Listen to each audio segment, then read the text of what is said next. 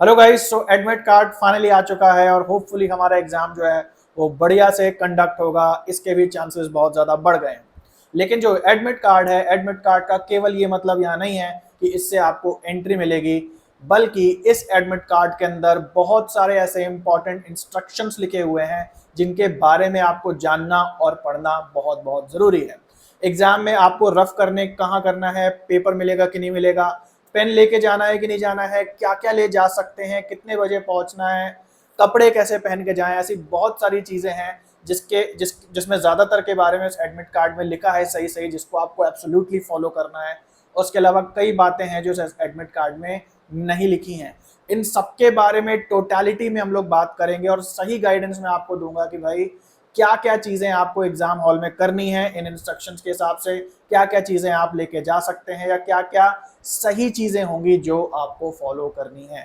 इस पूरा admit card को अगर आप देखेंगे तो ये कई पेजेस में है, आप सबको पता है, इंस्ट्रक्शन से बहुत सारी चीज़ें हैं। इन सबको मैं A to Z line by line बताने वाला हूँ। साइन कहाँ करके जाने हैं, फोटो कहाँ चिपकानी है, थंब इम्प्रेशन, बहुत सारी चीज़ें हैं। ओवरऑल हम इन सब के बारे में यहाँ पे बात करेंगे। तो चलिए गाइस, ज़रूर से इस वीडियो को देखिए, आपकी कोई भी जो इन्फॉर्मेशन है वो मिस नहीं होगी और सारी की सारी इंपॉर्टेंट इन्फॉर्मेशन या आपके मन में कोई भी जो सवाल है एग्जाम्स को लेके, एडमिट कार्ड को लेके, वो सब कुछ मैं आपको बताने वाला हूँ। तो आई होप कि आप सबने एडमिट कार्ड अभी तक सबसे पहले तो डाउनलोड कर लिया होगा। जिनका भी अगर इस वीडियो को देखते टाइम मान लीजिए आपका एडमिट कार्ड किसी कारण से डाउनलोड नहीं हो रहा है, 2-3 घंटे में रीट्राई करें। कभी कभी सर्वर बिजी हो जाता है, सर्वर में बहुत लोग डाउनलोड करते हैं तो उससे इशू आता है, बट मुझे लगता है 99% बच्चों का डाउनलोड हो गया होगा। एक बार आपका एडमिट कार्ड जब डाउनलोड हो गया है तो सबसे पहले आपको मेक श्योर करनी है कि 3-4 चीज़ें अवेलेबल हैं आपके एडमिट कार्ड पे।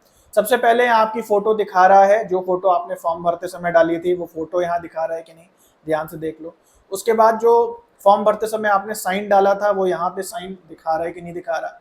इसके बाद बारकोड यहाँ लगा है कि नहीं, बहुत इंपॉर्टेंट है, क्योंकि कभी कभी एडमिट कार्ड में हो सकता है कि ये चीज़ें डाउनलोड ना हो और आपको बिना ये सब लगे हुए एडमिट कार्ड आप डाउनलोड कर लें, तो ऐसे में गड़बड़ी हो सकती है, एग्जाम हॉल में प्रॉब्लम हो सकती है। ये चीज़ें लगी होनी चाहिए। इसके बाद यहाँ पे आपका रोल नंबर दिया होगा और यहाँ पे आपका एप्लीकेशन नंबर दिया होगा, अच्छे से मिला लो, आपने जो फॉर्म भरा है वही है या एप्लीकेशन नंबर में कुछ गड़बड़ी हो गई है ना। तो ये सब चीज़ें आपको कुछ मेक श्योर करनी है। अगर इनकेस आपकी फोटो में डाउनलोड होने में प्रॉब्लम है, सिग्नेचर में प्रॉब्लम है, बारकोड में प्रॉब्लम है, तो यहाँ साफ साफ गाइडलाइन लिखी है कि दोबारा डाउनलोड करो, दोबारा या तीसरी चौथी बार डाउनलोड करने पे सब कुछ डाउनलोड हो जाएगा। कभी कभी इंटरनेट स्लो होता है तो इमेज और सिग्नेचर हो सकता है डाउनलोड ना हो। तो आई होप यहाँ तक सबका क्लियर होगा। आगे बढ़ते हैं तो यहाँ पे आपको सबसे मेन चीज देखनी है और वो ये है कि आपका जो दिन है, किस दिन आपका पेपर हो रहा है, तो दिन तो सभी का वही है। फिर आपकी शिफ्ट कौन सी है, पहली शिफ्ट या दूसरी शिफ्ट में, और ये दो चीजें इससे जुड़ी हुई बहुत ध्यान से देख लो। आपका गेट क्लोज होने का टाइम क्या है ना, ये बहुत इंपॉर्टेंट है। जैसे इस एडमिट कार्ड में पहली शिफ्ट का एडमिट कार्ड है, यहाँ पे लिखा है गेट क्लोज होने का टाइम 9 बजे है। भाई अगर मैं आपको अपने अनुभव से बता रहा हूँ, मैंने जो भी JRF नेट करा है वो सब ऑफलाइन में करा है, मैं आपको अपने अनुभव से बता रहा हूँ कि अगर आप 9:01 में भी पहुंचेंगे आपको एंट्री नहीं मिलेगी। इस बात को बहुत सीरियसली लेना। तो गेट क्लोजिंग के टाइम से आपको पहले पहुंचना है और यहाँ आइडियल जो रिपोर्टिंग टाइम दिया है वो सुबह 7:30 का दिया है, यानी 1.5 घंटे पहले आपको पहुंचना है, ऐसा यहाँ लिखा है। बट मेरा अनुभव यह है कि बिल्कुल 7:30 बजे शार्प ना पहुंच के अगर आप 7:45 बजे तक भी पहुंचे तो ठीक रहेगा, लेकिन आपको 9 बजे गेट क्लोजिंग का जो टाइम है, सेकंड शिफ्ट में टाइम अलग हुआ, उसके बाद अगर आप जाएंगे तो आप जितना हाथ पांव, मैंने देखा है बच्चों को वापस जाते हुए, क्योंकि एक बार अगर गेट क्लोज हो जाता है तो एंट्री नहीं मिलती। पेपर आपका शुरू होगा गेट क्लोज होने के आधे घंटे बाद, है ना। तो गेट जब क्लोज होता है तो आपकी एंट्री होती है, क्लासेस में बिठाया जाता है। तो मेक श्योर आप इन नियमों का जो टाइम लिखा है भैया उसका स्ट्रिक्टली पालन करो और गेट क्लोज होने के बाद तो बिल्कुल भी एंट्री मत करो। तो ये थोड़ा सा दिमाग में रख के चलना। अब आगे बढ़ते हैं, कुछ नए चीजें यहाँ पे दिख रही हैं, कुछ नए प्रोसीजर्स आपको दिख रहे हैं। नीचे आपको 3 ब्लैंक्स दिख रहे हैं, ये सब क्या है, इनको जरा ध्यान से समझो, क्या आपको भरना है, कैसे भरना है, सो। तो यहाँ पे ये कुछ सेल्फ डिक्लेरेशन के नियम लिखे हुए हैं, इनको आपको अग्री करना है और उसके हिसाब से अपना साइन करना है। तो क्या क्या नियम है ध्यान से देख लो, मैंने मार्क कर दिए हैं जो आपके लिए बहुत इंपॉर्टेंट है ना। तो यहाँ पे क्या लिखा है कि जो एंट्री टाइम है आपका उस तक आप पहुंच जाओ तो आइडियल है, सही समय पे आपको सेंटर पहुंचना है। उसके बाद जब आपको पेपर मिलता है, जब आप क्लास में बैठे हो, आपको जो OMR शीट बट रही है और आपका क्वेश्चन पेपर बट रहा है, तो ये आपको अपनी जिम्मेदारी पे चेक करना है कि मुझे जो पेपर मिल रहा है वो मेरे ही सब्जेक्ट का है या नहीं। तो पेपर 1 तो होपफुली सबका कॉमन होगा, लेकिन जो पेपर 2 है, कभी कभी जैसे आपके क्लास में बहुत दूसरे पेपर 2 के भी बच्चे बैठे होंगे, आपको मेक श्योर करना है भाई कि आप ही का पेपर आपको मिल रहा है। ऐसा तो नहीं है कि आपका इंग्लिश सब्जेक्ट है और आपको हिंदी का पेपर मिल गया। तो ये थोड़ा सा आपको आंखें खोल के करना पड़ेगा, क्योंकि जो है अगर मान लीजिए आपका पेपर गलत है तो आप सील नहीं खोलेंगे, फिर आप तुरंत टीचर को वहां पे बोलेंगे कि भाई देखो मेरा पेपर गलत है, मुझे दूसरे सब्जेक्ट का पेपर चाहिए। तो ये अपनी जिम्मेदारी पे बिना सील खोले, बिना या बिना टाइम वेस्ट किए बिना जैसे ही पेपर मिले तुरंत पेपर बदलवा लेना, क्योंकि फिर टाइम आपका ही लगेगा और प्रॉब्लम होगी, टाइम बर्बाद होगा। उसके बाद कोई भी कैंडिडेट को अनफेयर मीन्स नहीं यूज करने हैं ना, कि ब्लूटूथ कुछ डिवाइस लेके चले गए, फोन छुपा के चले गए, ये सब नहीं करना है। उसके बाद है एक बार जब गेट क्लोज हो जाएगा तो नो कैंडिडेट इज परमिटेड, उसके बाद भाई आपको अंदर नहीं जाने दिया जाएगा। और ये यहाँ पे पॉइंट क्यों लिखा है, क्योंकि इस पे आपके थंब इंप्रेशन और साइन लिए जाएंगे कि भाई आप बाद में क्लेम ना कर पाए। क्योंकि क्या होता है ना, बहुत बच्चे लेट पहुंचते हैं। अब जैसे पेपर का टाइम है 9:30 बजे, कोई बच्चा है 9:15 बजे पहुंचा, वो बोलेगा यार ये तो अनजस्ट है, पेपर तो अभी स्टार्ट नहीं हुआ है, मुझे एंट्री दो। तो यहाँ पहले ही अंडरटेकिंग ली जा रही है कि नहीं भैया, ये हमने आपसे पहले ही सिग्नेचर थंब वगैरह ले लिए हैं और वो स्ट्रिक्ट है बहुत ज्यादा, वो बिल्कुल लौटा देंगे कि जाइए भैया। और उसके बाद है कि no candidate shall be permitted to leave the examination room before the end of the examination. जब पूरा समय बीत जाएगा, जब पूरे 3 घंटे खत्म होंगे, तभी सबको बाहर जाने दिया जाएगा। ऐसा नहीं होगा कि आपने 2 घंटे में पेपर कर लिया तो आप बोल रहे हो यार मेरी छुट्टी जल्दी कर दो, आपको बैठना पड़ेगा। और जिनका भी थ्योरेटिकल पेपर होता है, जिनके पेपर 2 के क्वेश्चन जल्दी मार्क हो जाते हैं, तो अभी आप लोगों को डर लग रहा है कि यार टाइम कम बचेगा, ऐसा नहीं है। 2 घंटे में पेपर हो जाता है और जो आखिरी घंटा होता है ना, वो मतलब झेल जाते हैं उसको बहुत बुरा।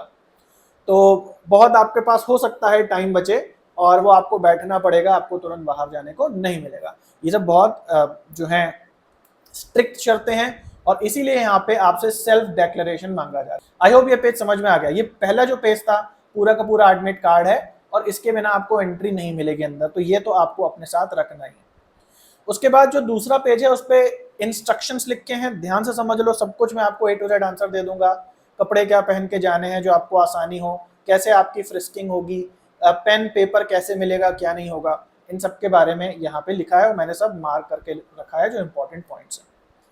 यहाँ पे सबसे पहले लिखा है upon completion of the exam please wait for instructions and do not get up. जैसे ही आपका पेपर खत्म होता है, ऐसा नहीं होता, आपके कॉलेज एग्जाम की तरह नहीं है मेरा हो गया और मैं जा रहा हूँ घर, आपको हेड डाउन करके लेट जाना होगा, तुरंत नहीं खड़े हो जाना है। तो ये बात यहाँ पे लिखी है। इसके अलावा अगर आपको बाहर जाना है वॉशरूम वगैरह के लिए तो उनकी थोड़े स्ट्रिक्ट होते हैं, एक बार में एक पर्सन को भेजते हैं ताकि बाहर ग्रुपिंग ना हो और बातचीत ना हो, है ना। ओके, आगे बढ़ते हैं। उसके बाद इस पूरे एडमिट कार्ड के बारे में लिखा है कि इस एडमिट कार्ड में 3 पेजेस हैं। कौन कौन से हैं? एक है हमारा सेल्फ डिक्लेरेशन फॉर्म जो सबसे ऊपर एडमिट कार्ड के साथ ही जुड़ा है। दूसरा है इंपॉर्टेंट इंस्ट्रक्शंस, जिस पेज पे हम लोग हैं और इंस्ट्रक्शंस को पढ़ रहे हैं। और तीसरा है declaration form for non Aadhaar candidate. तो आप सबको याद होगा, ये थोड़ी नई चीजें, ध्यान से समझ लो नहीं तो वहां बहुत बड़ी प्रॉब्लम होगी।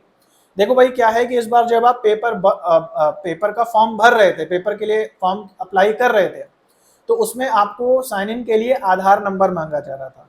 तो जिन बच्चों का आधार काम नहीं कर रहा था वो वोटर आईडी वगैरह डाल के नॉन आधार तरीके से अपना फॉर्म भर रहे थे। तो यहाँ पे क्या है, जिन बच्चों ने भी अपना आधार से वेरीफाई कराया है उनका तो एक तरीके से वेरीफाइड है आइडेंटिटी, कि उनको पता है एग्जाम सेंटर वालों को कि यही बच्चा आएगा क्योंकि आपका आधार वेरीफाइड है। लेकिन जिन्होंने आधार वेरीफाई नहीं कराया है उसमें थोड़ा रिस्क रहता है कि भाई जिसने फॉर्म भरा है वही आएगा या कोई और भी आ सकता है, क्योंकि आइडेंटिटी का वेरिफिकेशन नहीं हुआ है। इसके लिए जो तीसरा पेज है आपका, एक सेल्फ डिक्लेरेशन फॉर्म है। किसके लिए? नॉन आधार कैंडिडेट के लिए, यानी जिन बच्चों ने आधार के थ्रू अपना फॉर्म नहीं भरा, वोटर आईडी, पासपोर्ट या जो हमारा क्लाउड सर्विस है ना, डिजी लॉकर जिसको कहते हैं, उससे अगर साइन इन किया है तो उनको ये फॉर्म भी भरना पड़ेगा। हालांकि मैं सजेस्ट करूंगा आपने आधार से भी अगर भरा है तो आप इस फॉर्म को भर करके ले जाएं। फॉर्म को भरने में कुछ भी नहीं है, लेकिन आप किसी भी बाद में परेशानी से बच जाएंगे। तो ये डिक्लेरेशन जो नॉन आधार कैंडिडेट के लिए है, मैं रिकमेंड करूंगा आधार वाले भी इसको भरें, प्रिंट आउट जरूर निकालें और नॉन आधार वाले भी करें। कैसे भरना है क्या है वो भी मैं अभी आपको बताऊंगा। तो ये 3 पार्ट है इस फॉर्म के। उसके बाद अगला लिखा है कि भाई जिस लोकेशन पे जो सेंटर आपका पड़ रहा है, आप थोड़ा सा उसको एक दिन पहले विजिट कर लें और देख लें अच्छे से, ताकि आपको एग्जाम वाले दिन दिक्कत ना हो उस सेंटर को खोजने में, है ना। बहुत लोग के लिए पॉसिबल नहीं होता है क्योंकि उनकी ट्रेन की टिकट कटी होती है, गए रुके, एग्जाम दिया और ट्रेन लेकर के वापस आ गए। ऐसी कंडीशन में मैं आपको ये कहूंगा कि एटलीस्ट सबसे पहले तो गूगल मैप पे उस सेंटर को सर्च कर लें अपने फ़ोन में, उसको थोड़ा सा अच्छे से देख लें और एग्जाम के लिए थोड़ा पहले निकलें, जल्दी निकलें, ताकि अगर मान लीजिए रास्ता खो भी जाता है, नहीं भी समझ में आता है, तो पहले थोड़ा टाइम हो आपके पास, फिर आप एग्जाम सेंटर पहुंच जाए। बट ये जो इंस्ट्रक्शन है वो कहते हैं कि एक दिन एडवांस में भी आप पहले जा करके उस सेंटर पे विजिट कर सकते हैं। उसके बाद ये बहुत इंपॉर्टेंट पॉइंट है, यहाँ लिखा है इफ रिलीजन और custom require you to wear specific attire please visit the centre early for thorough checking and mandatory frisking. तो आपकी तलाशी ली जाएगी, हर एग्जाम से पहले तलाशी ली जाती है कि भाई कोई पर्ची वर्ची तो नहीं लेके आया है। और जनरली ये देखा गया है कि जो रिलीजियस क्लोथ्स होते हैं वो वेस्टर्न क्लोथ से थोड़े बड़े होते हैं, थोड़े ढके हुए होते हैं, जिसकी वजह से फ्रिस्किंग में ज़्यादा टाइम लग सकता है। इसलिए रिकमेंडेशन दी गई है कि आप यदि जो नॉर्मल कपड़े होते हैं वो नहीं अगर आप पहन पा रहे हैं, आप रिलीजियस कपड़े या कस्टम्स के अकॉर्डिंग ड्रेसअप होकर के आते हैं, तो मेक श्योर थोड़ा जल्दी आ जाएं, क्योंकि फिर ऐसा होता है ना कि मान लो 9 बजे गेट क्लोज होने वाला है, कोई बच्चा पहुंचा 9 बजने में 2 मिनट थे, है ना, और उसके कपड़े बहुत लंबे चौड़े से हैं और फिर वो कह रहा, फिर उसमें बहुत प्रॉब्लम आ रही है तो वो बिगड़ रहा है कि अरे ऐसा हो गया। तो इन्होंने अपनी मतलब एक तरीके से अपने को सेफ साइड रखने के लिए ये सारी बातें डाल दी हैं। और ठीक है, हमें भी भाई एक एग्जाम है तो हम भी थोड़ा मान लेते हैं और उस हिसाब से हमें ड्रेसअप होना है। अब यहाँ पे मेरी अपनी पर्सनल राय ये है कि अगर आपको अलाउड है तो आप जितना हो सके लाइट पहन करके जाएं, गर्मियों का टाइम है वैसे भी, और अगर आपको अलाउड है, नहीं अलाउड है कोई बात नहीं, आपको जैसा सही लगे आप वैसे पहन के जा सकते हैं, एनटीए भी इसके लिए मना नहीं करता। बट मेरी अपनी सलाह ये है, चाहे लड़का हो या लड़की हो, जितना लाइट हो सके पहने, है ना, जितना आप पब्लिकली जितना लाइट पहन सकते हैं। जैसे फॉर एग्जांपल, जैसे मेरा एग्जाम होता था तो मैं कोई ऐसा लोअर पहन के जाता था या कोई ऐसी पैंट या जीन्स पहन के जाता था जो बिल्कुल फिट है और इसमें मुझे बेल्ट ना लगानी पड़े, क्योंकि बहुत प्रॉब्लम होती है, हो सकता है आपकी बेल्ट खुलवा ली जाए। या जूते मोजे पहनने की जगह मैं एक सैंडल या एक स्लीपर पहन के जाता था, क्योंकि कभी कभी जूते खुलवा लिए जाते हैं, मोजे के अंदर क्या है। तो जितना लाइट हो सके, प्लेन टी शर्ट नॉर्मल पहन करके जाएं, या कोई ऐसी टी शर्ट ना पहन के जाए जिसमें बहुत प्रिंट वगैरह और टेक्स्ट बहुत लिखा हुआ है ना। तो इससे क्या होगा, आपका टाइम बचेगा, आपका जो एंट्री है वो हैसल फ्री होगी और एग्जाम में भी आपका मन लगेगा नहीं। तो आप हो सकता है किसी भी बात पे आपको मान लीजिए किसी सेंटर पे रोक लिया जाए, आपका भी मूड खराब होगा, कंसंट्रेशन भी नहीं हो पाएगा। एज लाइट एज पॉसिबल हो करके जाएं, सिंपल जीन्स टी शर्ट पहन लें, बेल्ट भी ना लगानी पड़े बहुत अच्छा है, जूते मोजे की जगह चप्पल या सैंडल पहन के जाएं, है ना। खासकर फीमेल्स के लिए अगर लाइट होना है तो जो भी आभूषण अगर आप पहनते हैं, कान में पहनते हैं, अगर वो एक दिन के लिए ना पहन के जाएं। देखिए, मैं आपको ये नहीं कह रहा कि आपको ऐसा करना है, आपकी अपनी मर्जी है, मैं उसकी रिस्पेक्ट करता हूँ, बट मेरा अपना एक सजेशन है कि जितना आप लाइट होकर के जाएंगे ना, उतना इजीली आपकी एंट्री हो जाएगी और एग्जाम भी बढ़िया होगा। ठीक है, आई होप ये चीज समझ में आ गई। अगला पॉइंट है यहाँ पे सर्विलियंस ऑफ सीसीटीवी। तो आप कुछ नकल वकल ना करें, आपको उस समय लग सकता है कि अरे यार मेरी तो नकल हो गई, मान लीजिए आपको मौका मिल गया और बढ़िया है यार मेरा तो पेपर अच्छा हो गया, लेकिन भाई आपकी सारी हरकतें सीसीटीवी पे रिकॉर्ड होंगी, बाद में कुछ पंगा होगा, पूरा का पूरा पेपर कैंसिल आपका हो जाएगा, डिस्क्वालीफाई हो जाएंगे। कोई भी नकल ना करें, सीसीटीवी लगी हुई है। उसके बाद क्या क्या चीजें आपको एग्जाम सेंटर के अंदर ले जानी, बहुत इंपॉर्टेंट पॉइंट है, ध्यान से समझ लो। क्या क्या चीजें आपको अंदर ले जानी है, ध्यान से समझो। जैसे बहुत बच्चे कह रहे थे कि मेरी तबीयत खराब है, मेडिसिन ले जा सकता हूँ क्या, या मुझे जो है गर्दन में प्रॉब्लम है, कोई स्प्रे वगैरह ले जा सकता हूँ, है ना। तो क्या चीजें ले जा सकते हो, क्लियरली यहाँ पे मेंशन है। सबसे पहले पर्सनल ट्रांसपेरेंट वाटर बॉटल। एक आपको अगर बार बार प्यास लगती है, या आइडियली यही है कि आपको अगर सीट से नहीं उठना है, तो आप एक वाटर बॉटल लेकर के जाएं और आराम से दिमाग वहीं रहेगा आपका और पानी भी पी लेंगे। अगर उठ के पानी पीने जाएंगे तो दिमाग पेपर से हट जाएगा, टाइम कम होता है, काम ज़्यादा होता है। तो एक ऐसी बॉटल जिसमें कोई टेक्स्ट या कोई रैपर वगैरह ना लगा हो, रैपर वगैरह हटा करके आप उस बॉटल को ले जाएं। उसके बाद आपका एडमिट कार्ड, यानी कि ये पूरा का पूरा जो प्रिंट आउट है पूरा ही निकाल लें। वैसे तो फ्रंट पेज और नॉन डिक्लेरेशन फॉर्म चाहिए, बट सेफ साइड के लिए आप पूरा ही जितने भी 3-4 पेज हैं सब प्रिंट आउट करके ले जाना, ठीक है। और जो भी जगह फिल इन द ब्लैंक्स हैं, साइन सिग्नेचर कहाँ करना है, फोटो कहाँ चिपकाना है, अभी मैं बताऊंगा आगे भी, वो सब आपको करना है। उसके बाद 2 पासपोर्ट साइज फोटो जरूर से लेके जाएं। आइडियली वो वही पासपोर्ट साइज फोटो हो जो आपने फॉर्म भरते समय डाली है। थोड़ा अड़ंगा हो सकता है, वैसे होता नहीं है, बट फिर भी जो आपने फोटो अपलोड करी है वही पासपोर्ट साइज फोटो हो तो स्मूथली हो जाएगा। क्यों है, क्यों मंगाई जा रही है? वहां पे आपकी अटेंडेंस शीट आपको साइन करनी है, और जहां आप साइन करेंगे उसके बगल में आपकी फोटो चिपकेगी, वो फोटो आपसे ली जाएगी, तो लेकर के जाना। उसके बाद है ओरिजिनल वैलिड आईडी प्रूफ। तो कोई भी आपका आईडी प्रूफ हो सकता है ना, कुछ भी आपका आधार कार्ड हो सकता है, वोटर आईडी, पासपोर्ट, जो भी होता है वो सब लेके जाना। ओके, तो यहाँ पे सेल्फ डिक्लेरेशन के बारे में लिखा है कि मैंने जो ऊपर आपको दिखाया, जो आपको थंब इम्प्रेशन और साइन करने, तो एडमिट कार्ड के नीचे आपको सेल्फ डिक्लेरेशन करना है, अपने साइन करने हैं, तो वो चीज आपको करनी है ना। और वैलिड आईडी प्रूफ क्या क्या हो सकते हैं ये यहाँ पे दिए हुए हैं, तो वही सब PAN card, driving licence, voter ID, passport, Aadhaar card, इनमें से कुछ भी ले जा सकते हैं। लेकिन ध्यान रहे, फोटो कोई अटेस्टेड फोटो कॉपी या मोबाइल फोन में मेरे आधार कार्ड है, ये सब नहीं मान्य होगा। ओरिजिनल डॉक्यूमेंट आपको ले जाना होगा। उसके बाद है कोई भी आप अपनी पर्सनल बिलोंगिंग नहीं ले जा सकते। ये इंपॉर्टेंट पॉइंट है और उस पर मैं बात करूंगा, क्योंकि अब फोन तो बच्चा लेके जाएगा ना भाई। इतनी, मान लीजिए आप बहुत दूर जा रहे हैं, बस पे आप बैठे हैं, अब पैसे भी आपके पास होंगे, तो यहाँ पे क्या बात लगी है? तो मतलब कॉन्ट्रडिक्शन कैसे हम इसको ठीक करें? फोन नहीं होगा तो हमारे पेरेंट्स हमें कैसे कांटेक्ट करेंगे कि भाई तुम ठीक हो या नहीं ठीक हो? तो इस पॉइंट पे थोड़ा अच्छे से बात करते हैं। यहाँ लिखा है आप कुछ भी कैरी नहीं कर सकते, कोई भी पर्सनल बिलोंगिंग अदर देन जो मैंने ऊपर अभी बताई। क्या क्या चीजें हैं? कोई इलेक्ट्रॉनिक डिवाइस, कोई मोबाइल फोन एग्जामिनेशन सेंटर में नहीं ले जा सकते। और एग्जामिनेशन ऑफिशियल्स जो हैं, वो जो एग्जामिनेशन आपको कंडक्ट करा रहे होंगे, वो कोई जिम्मेदारी नहीं लेते हैं कि वो सेफली आपके सामान को अच्छे से रख पाएंगे। और वहां पे कोई भी ऐसी फैसिलिटी नहीं होगी कि आप अपना सामान वहां पे जमा करवा पाए। अब मोबाइल फोन तो एक नेसेसिटी है भाई। आप कहीं बहुत, मान लीजिए बहुत दूर जा रहे हैं, तो कैसे पता पड़ेगा आप सेफ है नहीं? क्योंकि आप फोन से कांटेक्ट कर सकते हैं। और अगर आप फोन लेके जाएंगे तो वहां आप अनजान जगह जा रहे हैं, वहां किसको आप अपना फोन देंगे, है ना? तो ये एक बहुत ही बड़ा कॉन्ट्रडिक्टिंग पॉइंट है। इसके अलावा जो फीमेल्स होती हैं जनरली और भी बहुत नेसेसरी स्टफ वो कैरी करती हैं अपने बैग में। या मान लीजिए कोई लड़का भी है, उसको भी मान लीजिए तबीयत खराब है, कुछ मेडिसिन वगैरह है, उसको कैरी करने हैं, तो वो कैसे कैरी करेगा जब वो कह रहे हैं कि हमारी कोई रिस्पॉन्सिबिलिटी नहीं। देखो, इस बात को समझो कि जिस सेंटर में आप जा रहे हो, सेंटर को भी यूजीसी नेट वालों ने पैसे दिए हैं। ऑब्वियसली वो सेंटर जो है कुछ अर्निंग कर रहा है अपने इस सेंटर को एक एग्जामिनेशन सेंटर बना करके, अपने स्कूल या कॉलेज को एग्जामिनेशन सेंटर बना करके। तो ऐसा होता नहीं है कि वो ये फैसिलिटी ना रखें, क्योंकि हर बच्चे से वो 10-10, 20-20 रुपए लेते हैं। सब बच्चों के पास फोन होते हैं, पर्स होते हैं, बहुत सारी चीजें होती हैं।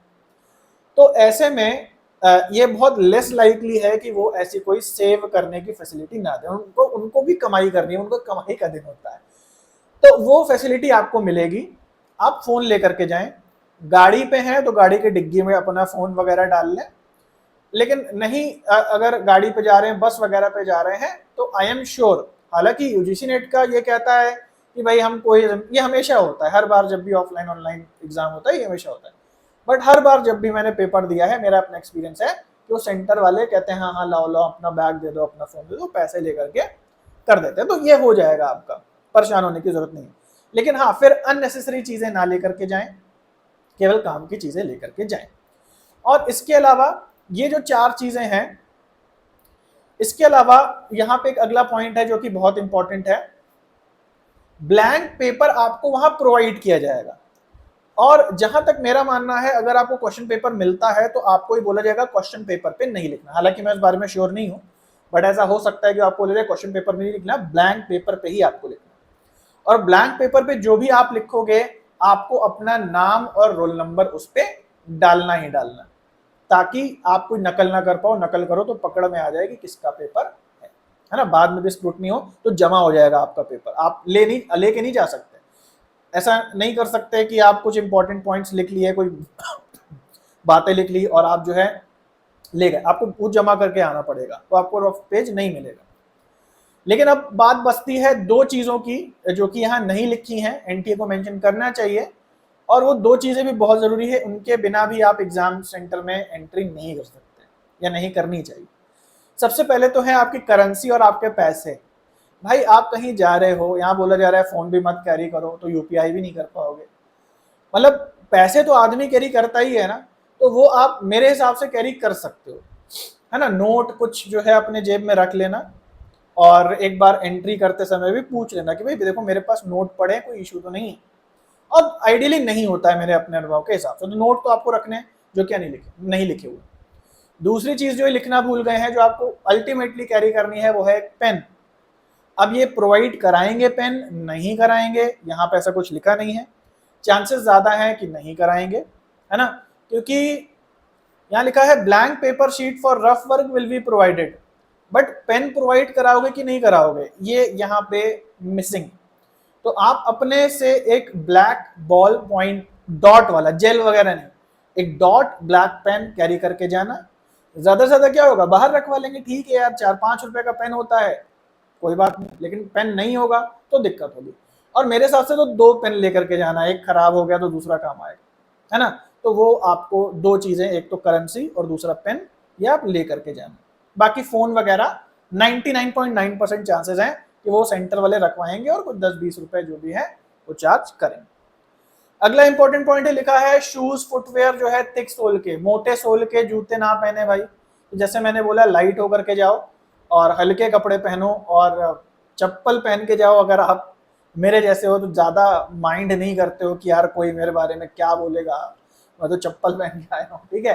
तो आप जितना हल्का हो सके, चप्पल नहीं तो एटलीस्ट सैंडल पहन के जाओ, जो कि फ्रिस्किंग में भी आसान, ठीक है। कैंडिडेट कोई भी मल्टीपल एप्लीकेशन ना सबमिट कर दे, ऐसा नहीं कि शिफ्ट 1 में कोई पेपर भी आपने भर दिया, शिफ्ट 2 का पेपर भी आपने भर दिया, आपके दोनों पेपर कैंसिल हो जाए, है ना। आई होप सारे पॉइंट कवर कर लिए हम लोगों ने, और जो भी आपकी फ्रिस्किंग वगैरह है वो जो मेटल डिटेक्टर होगा उससे होएगी, ऐसा यहाँ पे लिखा हुआ है। तो आई होप आपको ये सारे इंस्ट्रक्शन समझ में आ गए। अब ये ध्यान से देख लो इस फॉर्म को कैसे भरना है। डेक्लेरेशन फॉर्म नॉन आधार कैंडिडेट, जिन बच्चों ने आधार के थ्रू अब लॉगिन नहीं करा, फॉर्म नहीं भरा, एप्लीकेशन नहीं किया, उनको तो ये फॉर्म भर के जाना है। लेकिन जिन्होंने आधार के थ्रू करा है, तुम लोग भी भर लेना, थोड़ा सा पेन चला लेने में कोई प्रॉब्लम नहीं है, बट वहाँ कोई हैसल हो उससे बच जाओगे। तो ये फॉर्म पूरा दिया है, इसका प्रिंट आउट निकलवा लेना। यहाँ पे आपको अपना नाम भरना है ना, अपने फादर का नाम भरना है, मदर का नाम भरना है, और उसके बाद काफ़ी सारी चीज़ें लिखी हैं, जैसे आपको अपना एप्लीकेशन आईडी भर देना है, रोल नंबर भरना है, अपना नाम भरना है, आपके आईडी का जो नंबर है, आईडी क्या है आपके आधार कार्ड वगैरह उसका नंबर क्या है वो भरना है, डेट डालनी है, किस शिफ्ट में एग्ज़ाम है, किस डेट में एग्ज़ाम है, ये सारी जानकारियां जो हैं ये आपको डालनी है, ठीक है, ओके। और इसके अलावा यहाँ पे उनके लिए भी ये फॉर्म है जिनके इमेज में कुछ प्रॉब्लम है ना, अपने आधार से भरा होगा ना, देखो क्या आपने आधार से भरा होगा तो इमेज आपकी आपके आधार वाली चली गई होगी, लेकिन जिन्होंने नॉन आधार वाला भरा है उनके इमेज में कोई इशू हो सकता है, आ सकता है ना, तो वो सब जो है इसलिए ये चीज़ भरवाई जा रही है। फिर आपको यहाँ अपना साइन करना है, और नीचे जो है फिल इन द ब्लैंक्स है, इसको आपको नहीं भरना है, ये इन्विजिलेटर भरेगा जो भी उसको भरना, ठीक है। तो आई होप आपको A to Z समझ में आ गया और कोई भी कंफ्यूजन नहीं रह गई। मेरा अपना जो अनुभव है उससे मैंने आपको बताया है, मेरा जो एम है वो आपको बिल्कुल सही जानकारी पहुंचाना है जब जानकारी की जरूरत है, अदरवाइज पढ़ाते रहना है, जितना हो सके पढ़ाना है। तो आज वीडियो बनाने का मौका था, आज ये इंपॉर्टेंट जानकारी थी जो आपके साथ शेयर करनी थी, तो मैं इस वीडियो के माध्यम से कर रहा हूँ। इधर उधर की बातें कि ये हो जाएगा वो हो जाएगा, हाइपोथेटिकल है ना, कि ये हो सकता है, इसकी आकांक्षा है, जो ज्योतिषी का काम मेरा नहीं है। अब एडमिट कार्ड की नोटिफिकेशन आई है तो मैंने उस पर वीडियो बनाया है, और प्लीज आप लोग भी मुझसे पढ़ाई के लिए क्वेश्चंस पूछो, जितने पूछ सकते हो पूछो। मेरे टेलीग्राम चैनल भी ज्वाइन करो, वो भी फ्री है। बहुत बच्चे क्वेश्चन पूछते हैं और बहुत बच्चे आंसर भी करते हैं। लेकिन ऐसी कोई बात मुझसे प्लीज मत पूछो जो कि आशंकाओं पे बेस्ड है और खासकर बहुत ज्यादा नेगेटिव है। और मैं आपको भी रिकमेंड करूंगा, जो बच्चे परेशान हो जाते सुन के, कि इन सब चीजों में मत आओ भाई। क्योंकि कुछ चीजें होती हैं कि किसी का अगर मान लो कोई फायदा हो रहा हो, मुझे नहीं आइडिया है किसका क्या फायदा होगा इतनी नेगेटिविटी स्टूडेंट्स में फैलाने में। और थोड़ी सी मेरे को अगर किसी का फायदा भी हो तो उसे थोड़ा सा अपनी मर्यादा रखनी चाहिए एक तरीके से, कि भाई जो बच्चा सालों से मेहनत कर रहा है, उसने अपना पैसा समय लगाया है, क्यों तुम उसके मनोविज्ञान के साथ खेल रहे हो। क्योंकि जो बच्चा अभी तैयारी कर रहा है उसमें खुद भी कोई इतना कॉन्फिडेंस नहीं है, उसने जीवन में अभी कुछ नहीं करा है कि वो इतने कॉन्फिडेंस से बोल पाए कि मैं जो सोच रहा हूँ ठीक है और कोई और जो कह रहा है वो गलत है। वो बेचारा अभी खुद ही परेशान है, वो खुद ही स्ट्रगल कर रहा है, जीवन में सफलता प्राप्त करने की कोशिश कर रहा है। अगर ऐसी कुछ भी बातें होती हैं तो वो बहुत परेशान हो जाता है अपने मन में, और वो सोचता है यार मैं ही गलत सोच रहा हूँ, जो अगला बंदा कह रहा है, जिसको मैं ट्रस्ट करता हूँ, जो मानता हूँ, वो सही कह रहा हूँ। तो मैं आप सबसे रिक्वेस्ट करूंगा कि भाई कोई भी नेगेटिव चीजों में मत आओ, और सबसे रिक्वेस्ट करूंगा कोई भी नेगेटिव चीज फैलाओ भी मत। आपको नहीं पता है, आप एक मैसेज अगर किसी भी ग्रुप में जाके कर देते हो कि यार मुझे लगता है ये हो जाएगा, तो आप सोच पा रहे हो कि आप खुद तो डिस्टर्ब हो, लेकिन आपका जो डिस्टर्बेंस है वो आप सबके साथ साझा कर रहे हो, है ना, सबको और डिस्टर्ब कर रहे हो। क्योंकि जैसे मैंने बोला, हम सब बहुत ही ज्यादा क्रिटिकल सिचुएशन में रहते हैं। हमें नहीं पता मेरा एग्जाम क्लियर होगा नहीं होगा, नेट होगा, जेआरएफ होगा, क्या होगा क्या नहीं होगा, कितनी मेरी तैयारी होगी। और ऐसे समय में जब हम इतने अनश्योर हैं और इतना परेशान है अपने आगे वाले एग्जाम को लेकर, और कोई एक बात भी बोल देता है, वो हमारा पूरा करियर बर्बाद कर सकती है, हमारे पूरे मोटिवेशन कॉन्फिडेंस की धज्जियां उड़ा सकती है। आप सबसे रिक्वेस्ट है, ना नेगेटिव न्यूज फैलाओ, ना नेगेटिव न्यूज आप खुद अपने अंदर डालो। आप अपना भी नुकसान करोगे इससे, दूसरों का भी नुकसान करोगे। बाकी बाहर जो हो रहा है, जो न्यूज आ रही है नहीं आ रही है, वो सबका काम है, वो आप देखो, एक कान से सुनो दूसरे कान से निकालो। अल्टीमेटली जो आपको काम आएगा वो आपकी अपनी पढ़ाई होगी। और आपकी पढ़ाई अच्छे से होती रहे उसके लिए मैंने आपको पूरा प्लेटफॉर्म बना के दिया है, चाहे फ्री हो इस यूट्यूब के माध्यम से, या जो टेलीग्राम चैनल है उस पर हम लोग प्रीवियस ईयर क्वेश्चन लगाते हैं, या फिर पेड कोर्सेज हो या टेस्ट सीरीज हो, वो सब कुछ मैंने दिया है। मैं कभी आपसे नहीं बोलता हूं कि अरे मेरा पेड कोर्स नहीं करोगे तो फेल हो जाओगे, अरे मेरी टेस्ट सीरीज नहीं लगाओगे तो तुम्हारा कुछ नहीं हो सकता। ये सब भी एक, आप समझ रहे हो ना, कि जो बच्चा अभी इतने वीक सिचुएशन में है कि वो डरा हुआ है ऑलरेडी, उसको ऐसे नहीं बोलना है। कभी भी किसी को ऐसे नहीं डराना है किसी भी चीज से, किसी को भी कभी कुछ भी नेगेटिव दिमाग में नहीं डालना है। ये एक आइडियल टीचर की पहचान है। मैं आपको कोशिश करता हूँ हमेशा मोटिवेट करूँ, हमेशा वो बातें बोलूँ जो आपको, आप नहीं भी करने वाले हो तो भी आप सुनो तो आप इतना मोटिवेट हो जाओ कि आप करके आ जाओ, है ना। तो ये this is the ideal situation, और ये मेरा अपना मानना है। और फाइनली जाते जाते मैं बोलूंगा, कोई भी अगर आपको और डिफिकल्टी आ रही है, कोई प्रॉब्लम आ रही है, तो कमेंट जरूर से कर देना, उस पर भी मैं एक वीडियो बना दूंगा एडमिट कार्ड पे। बाकी मैंने सारी के सारी चीजें आपकी कवर कर ली हैं। ये वीडियो अगर आपने यहाँ तक देख लिया है तो कमेंट कर देना, मुझे भी पता चले कि हाँ भाई इतने बच्चों ने जो है वीडियो यहाँ तक देखा है। और अगर यहाँ तक देखा है तो कोई भी प्रॉब्लम आपको अब एडमिट कार्ड या एग्जाम की एंट्री से जुड़ी हुई नहीं रह जाएगी। तो चलो गाइस, बाय, मिलते हैं अगले वीडियो में, तब तक के लिए सभी को बाय और टेक केयर।